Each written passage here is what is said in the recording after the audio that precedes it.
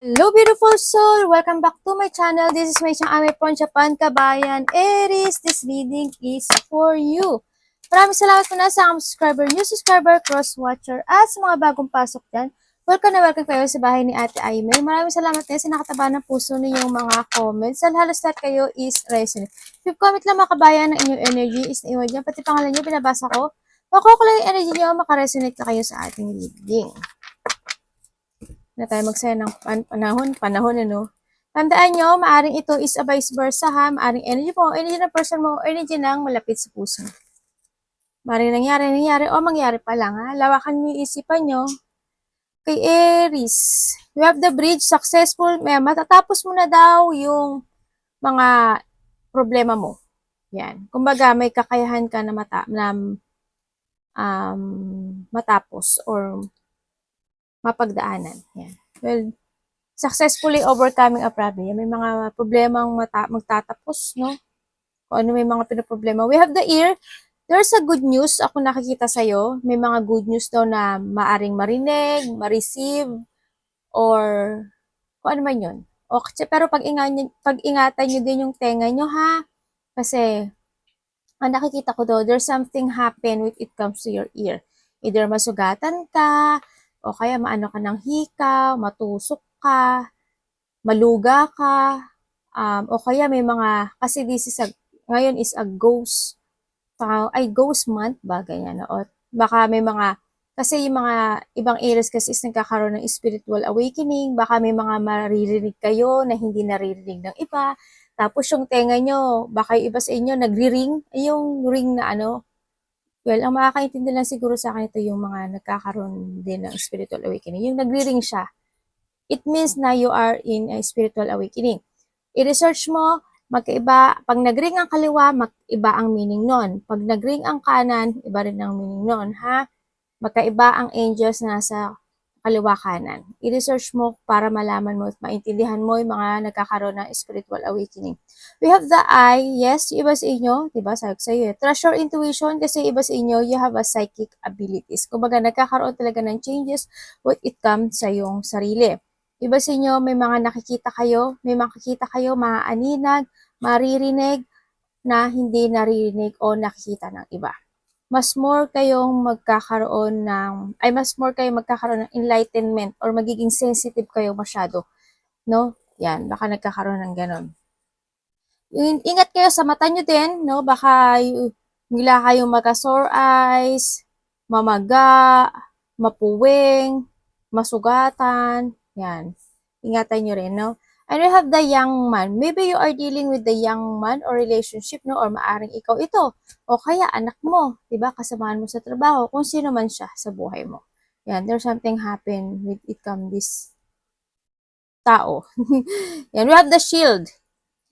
Minsan daw, kailangan mo daw you need to depend yourself.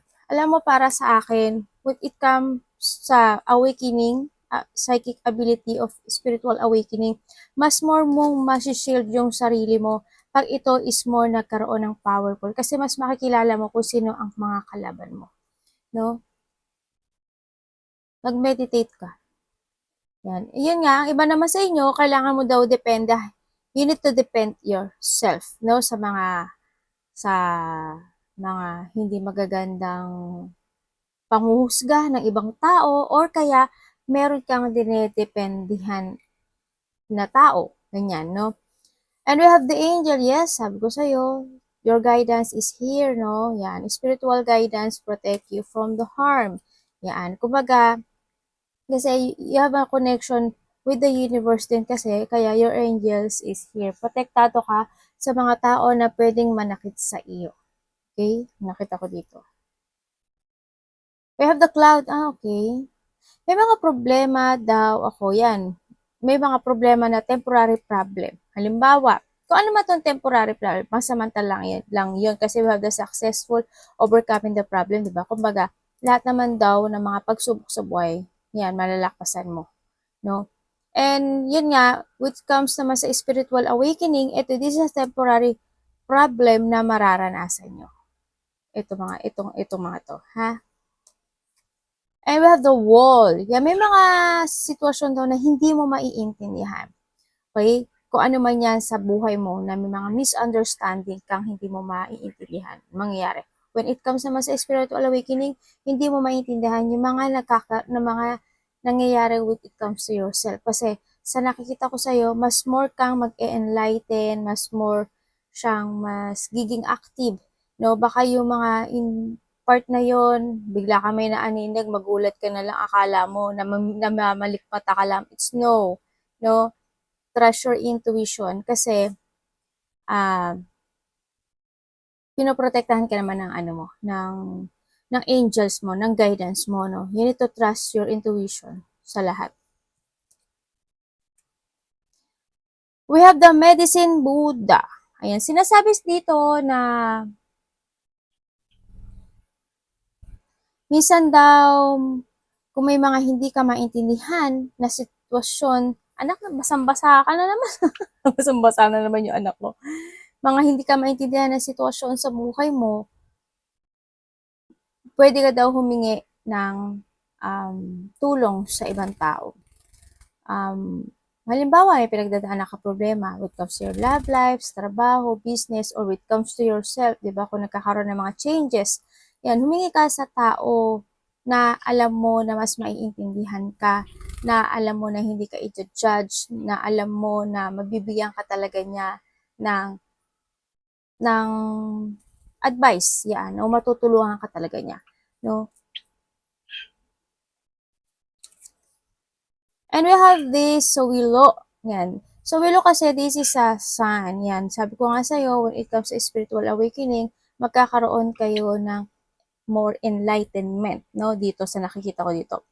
Siyempre, may mga success, yan. Maybe may mga problema na magsasuccess or may mga fulfillment akong nakikita dito sa iyo o may mga inaasam ka siguro, ganyan, na kukuha mo o magsasuccess. Also, this is a, pagbabalik ng confident with comes to yourself. This is also a victory.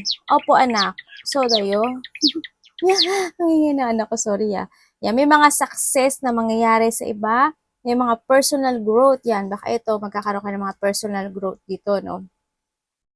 Yan, mga personal growth, magkakaroon ng mga clarity. Yan. When it comes to yourself, kung anong saan banda man ito ng buhay mo, ng problema mo, pinagdadaanan mo yan, magkakaroon din ng mga clarity in life, fulfillment, mga personal growth sa nakikita ko dito, no? Also, this is a personal growth. Siguro iba sa inyo, mas more connect kayo, sa kung nagkakaroon kayo ng spiritual awakening, no? Mas more connect kayo sa nature, sa nakita ko. Kasi mas more na magkoconnect ka sa nature, mas more mong maiintindihan at ma-enlighten more yung iyong ability sa nakita ko dito. We have the 0330. Baka merong nakikita nyo na tong repeating numbers na to. Or maybe ito yung birthday mo, no, Aries, ano? Baka March 30 ang birthday mo. O kaya, you are 33 years old, 30 years old, di ba? Well, kung ano man tong, anong number na to sa'yo. Sinabi sa this is a lucky shirt. Yung sinasabi niya, you need to pursue daw yung gusto mo sa buhay mo. No? Yung alam mo na makakapag-provide at makakapagbigay sa'yo ng benefits sa'yo at sa mga mahal mo o malalapit sa puso mo, no? Siyempre, ang sabi rin dito, no, kumbaga sa ngayon daw is nag-i-improve daw yung iyong ability when it comes to your communication, no? Sa nakita ko dito. And yun nga daw, ito daw yung makakatulong sa'yo para mas maintindihan mo yung mga bagay-bagay na mangyayari sa buhay mo, no? Kaya kailangan mo daw tong i-adapt, no? Yung sa iba naman, when it comes to spiritual awakening, siguro merong hindi nakikita ng ibang tao na they want a communication sa iyo. Yun ang pagkakaintindi ko dito. Kasi the 3 is the collaboration, no? Is the cooperation, ganyan, dealing, ganyan nakita ko. Kaya, yung mga hindi mo nakikita because of you are spiritual awakening, kung meron kang mga naaaninag, nadidinig, baka your guidance is want to connect you, or may mga espiritu or mga entity na na gustong kumonek sa'yo kasi ikaw lang naman ang alam nila na makakatulong para sa kanila, no? Yun, sa iba ganun. And we have the flexibility. Sinasabi dito na kailangan mo daw na minsan, kasi di ba, you have the moon, di ba? Tapos eto si Bat. Yan, si Panicky. Yan, sinasabi to, minsan daw, kailangan mo daw mag-maneuver. Kumbaga, kasi magkakaroon daw ng mga changes. Siguro, when it comes sa iyo, mas maganda daw na maging, ano ba dito? Flexible or yung nga, i-adapt mo daw yung mga nangyari sa'yo. Yan, ang nakikita ko dito. Tapos, kailangan mo daw na minsan mag-isa ka. Kumbaga isipin mo yung mga bagay-bagay na mga nangyayari, solution, pangyayari, dapat gawin. Yung mga ganun daw, pag-isipan mo daw yun. No? Kailangan mo daw i-adapt to. Siya nakita ko. And then, kumbaga ito, sinasabi nito, malalakpasan mo daw kung ano yung mga nangyayaring halimbawa. Kasi the moon course is the lungkot, is the emotion, mga kaganapan na pag-iisip. Yan, mga malalalo na pag-iisip. Yan. Minsan, it's time to, pag-isipan mo maigi na kung ano talaga yung mga gusto mong gawin or solution. Baka ganun yung iba sa inyo, no, nagiging, palaisip every night. Yan. Kumbaga, kung ano man itong situation na to, ma-overcome mo daw to, no, sa nakita ko. Pag-isipan mo siya, stay for a while sa na mag-isa ka lang, no, yun. Then, mapagdadaanan mo daw itong mga sitwasyon na to. Kumbaga, magpapass din siya, no? Shall pass. These two shall pass. Kumbaga, dadaan lang yan sa buhay mo. Hindi naman yan mag-i-stay, no? Aries.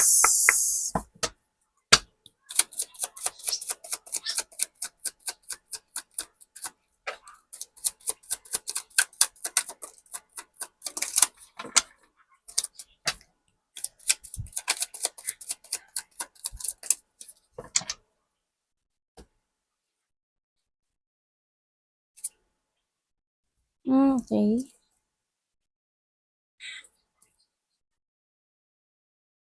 Sa nakikita ko sa'yo dito, Aries,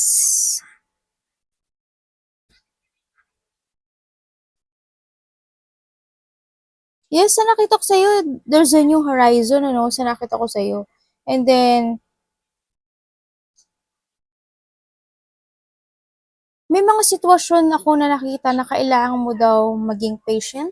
Ang nakikita ko dito, na kailangan mong magkaroon ng balanse sa buhay. Balancing sitwasyon, ganyan. Kailangan mo daw mag-focus sa mga bagay-bagay na ibinibigay sa'yo. Or mga bagay-bagay na meron ka sa ngayon. Focus and take it action. Kailangan mo daw magkaroon ng layunin, kailangan mo daw maging advance sa lahat ng mga bagay-bagay para daw ma-fulfill mo at ma-achieve mo daw yung mga gusto mong ma-achieve sa buhay mo. Sa nakita ko dito. And then, sinasabi rin dito, syempre, si Universe is they looking upon you. Ang nakita ko dito, may mga, sa iba sa inyo magkakaroon or makaka-receive kayo o may parating or makaka-receive kayo ng new opportunity sa buhay nyo. Maybe sa iba sa inyo, if there's an opportunity when it comes spiritual, ito yun. Sa iba naman sa inyo, opportunity of kaperahan, no? Ganyan. And mga bagay-bagay na ikakaunlad mo. Tsaka sinasabi rin dito na kailangan mo daw magkaroon ng layunin sa buhay, no? Ang nakita ko dito. Tsaka mas kailangan mo daw maintindihan. Also, the temperance is your angels, no? Kumbaga, eto siya. Mas kailangan mo daw maintindihan yung mga nangyayari sa buhay mo. Balansehin mo yung mga sitwasyon na meron ka ngayon, no? Ang sinasabi dito, and focus. And you need to jump to your fashion din sa nakikita ko sa'yo dito. No? Siguro kung ako sa'yo dito, mas more mong i-adapt yung mga sitwasyon na parating sa'yo. Opportunity man yan, spiritual awakening man yan, mga bagay. Paano sinasabi sa'yo kailangan mo daw magkaroon ng new horizon and a beginning ha, sinasabi dito. Kasi sa ngayon nakikita ko dito, maybe nagtitimpi ka or nagtitiis ka sa sitwasyon mo na meron ka sa ngayon. Yun nakikita ko sa'yo dito. Kasi I don't know why kung someone is helping you or may tao ka na tinutulungan. Parang andito ka sa pagtitimpi mode eh. Parang ang dami mong responsibilidad na ipinapasahan sa buhay. Parang ang dami mong problema, ang daming struggle, ganyan. Ang nakikita ko rin sa'yo, may problema ka sa kaperahan. No, sa iba sa inyo.